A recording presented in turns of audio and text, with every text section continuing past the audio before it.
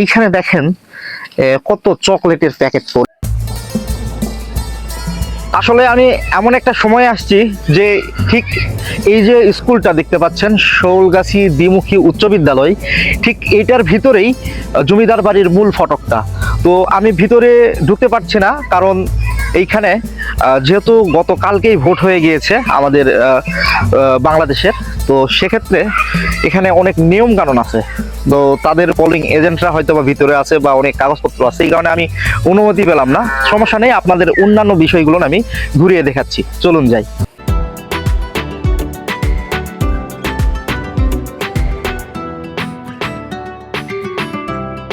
এটাই সেই শৌলগাছির প্রভাবশালী জমিদারের জমিদার বাড়ি, যেখানে এখন আর কোনো জমিদারি নেই, আছে শুধু ধ্বংসাবশেষ।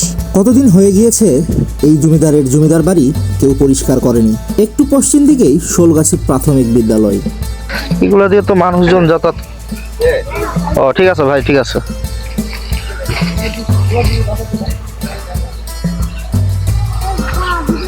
ওই পাশে যাওয়া যাবে না? আপনারা কি কিছু বুঝতে পেরেছেন? যদি না বুঝে থাকেন তাহলে সম্পূর্ণ ভিডিওটা দেখুন, আমি আপনাদের বুঝিয়ে বলছি।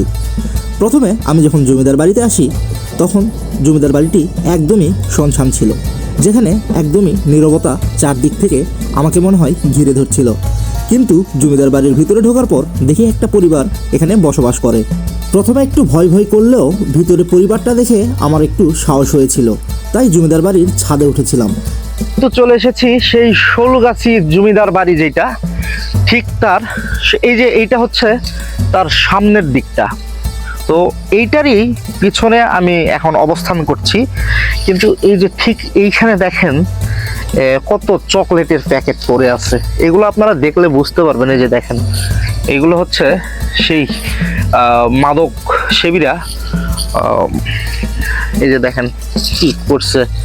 মানে এক কথায় এই জায়গাটা মাদক সেবীদের আখড়া হয়ে গিয়েছে। এই যে দেখেন, এগুলো সব হেরোইন, ইয়াবা, এগুলো খেয়ে খেয়ে তারা কিন্তু মানে পরিবেশটাই একদম নষ্ট করে দিয়েছে।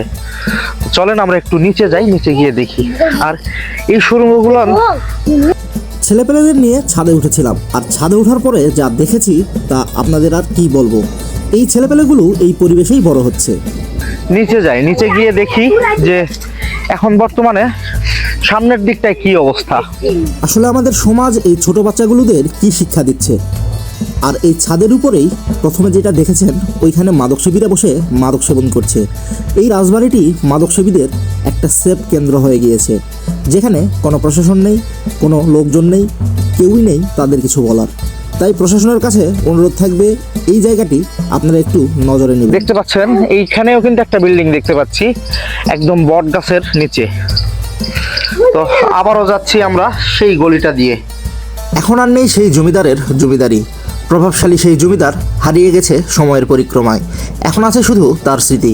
হয়তোবা জমিদার আমাদের জন্য শিক্ষা, রাস্তা, পুকুর অনেক কিছুই করে দিয়েছে, কিন্তু তার সামান্য এই বাড়িটুকুও আমরা সংস্কার করতে পারছি না। আসলে সবগুলোতেই একই অবস্থা। এই যে দেখেন, দেখছেন, রাজা কিংবা জমিদার তারা কতই না কিছু আমাদের জন্য রেখে গিয়েছে, কিন্তু তাদের সামান্য বাড়িটুকুও আমরা সংস্কার করতে পারি না। এই স্থাপনাগুলো দিনের পর দিন ধ্বংস হয়ে যাচ্ছে।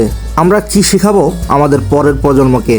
তাই আমাদের এই জিনিসগুলো সংস্কার করা খুবই প্রয়োজন।